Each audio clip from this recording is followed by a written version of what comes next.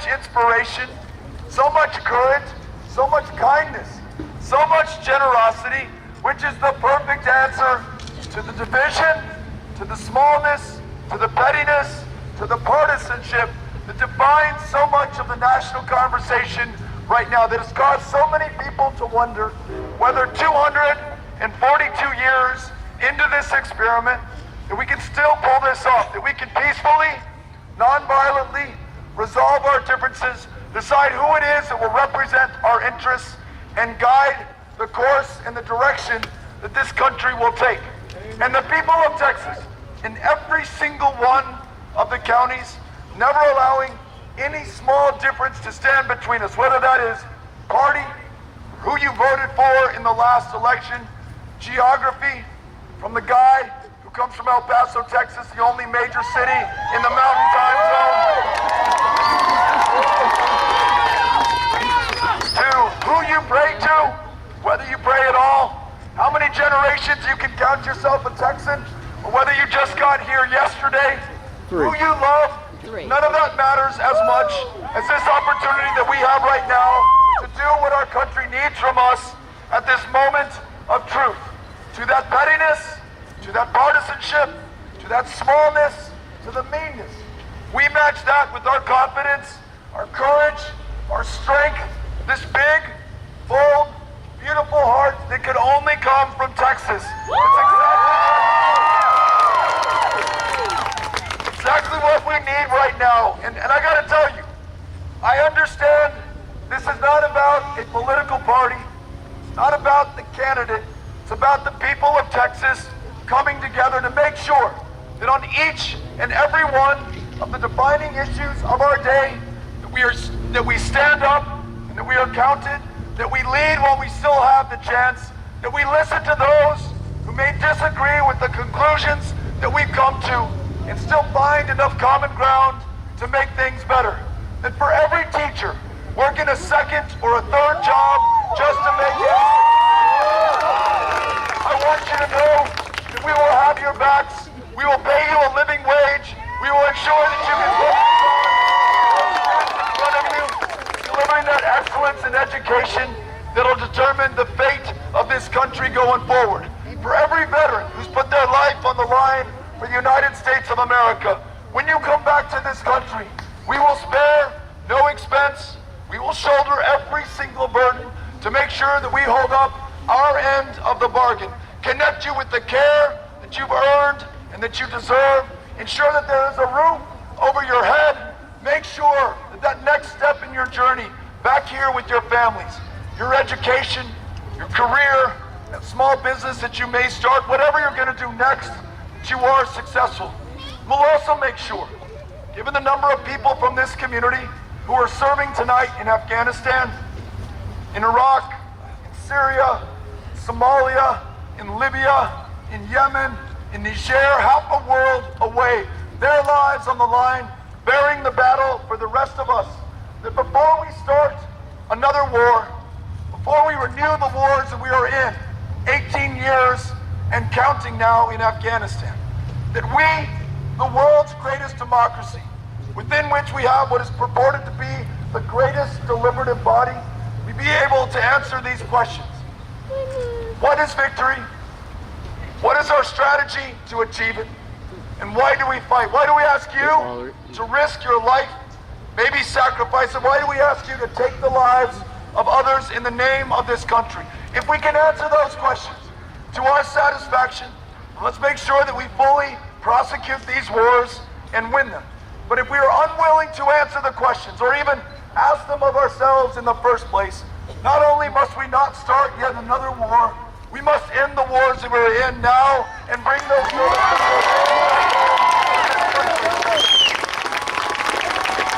When it comes to healthcare, in the least insured state in the United States, where the #1 provider of mental health care services is the county jail system, where far too many have a family member with schizophrenia, bipolar disorder, depression, who gets arrested on purpose because the one place they're guaranteed care where they can be fed, housed, clothed, at public expense, prescribe the psychotropic medication that'll make life bearable for them is in the county jail. $400 a night is the cost to the taxpayer to do that. And not only are we locking up their bodies, we're locking up their potential. That education they could finish, that job they could work, those taxes that they could pay, so that they could shoulder their fair share of the burden, so it rests a little bit lighter on the rest of us.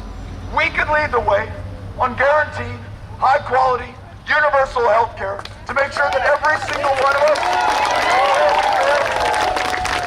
where we are, is free to rise to our full potential, to contribute during our life to our maximum capacity, to our own well-being, to that of our family, but also to our communities and our country.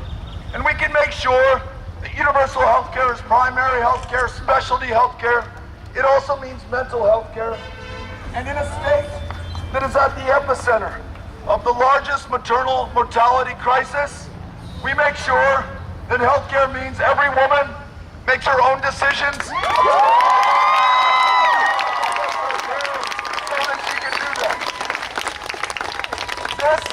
the defining immigrant story and experience. This state that meets the rest of the world, joined, not separated, by the Rio Grande River. A state of immigrants, those who have left their hometown, their family, their country, their culture, their language, to start anew. Strangers in a strange land, called to and inspired by this country, wanting to give to, not take from the American dream. Yes, to do better for themselves and their kids, but yes, to do better for every single one of us. If we decide that we will lead on this issue, not out of fear or paranoia, but with an embrace of the future and who we are and how we can become going forward, I'm confident that not only can we ensure that never again is another child taken from their parents at their most desperate and vulnerable moment,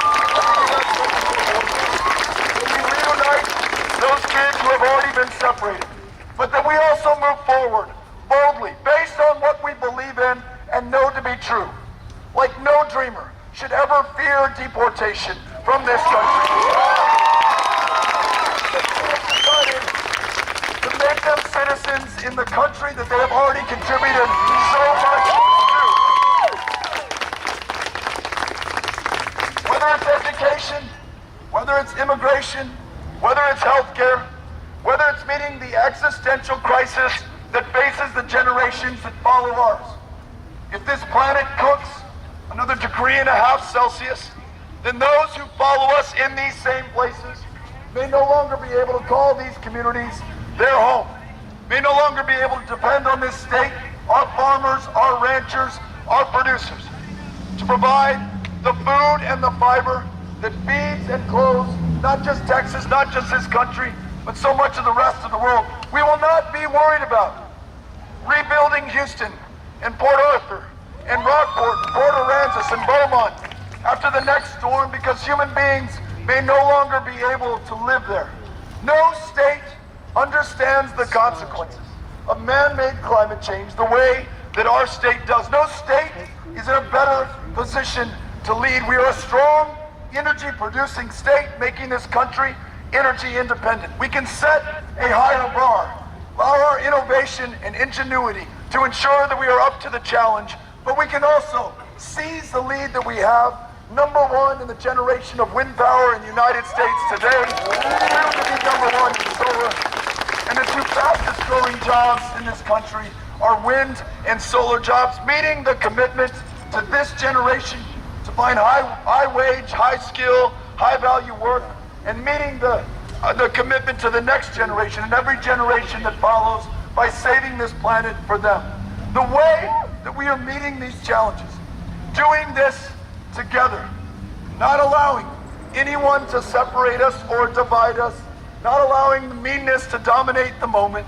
This is the most thrilling, most energizing, most encouraging, most hopeful thing that I've ever been a part of. And the fact that you have been able to convert this hope into action, into your votes. Listen to this. In Dallas County, in the last midterm election, In 2014, after 4 days of early voting, there were 71,000 votes. In Dallas County, in 2018, after 4 days of early voting, there have been 225,000. You are making this happen.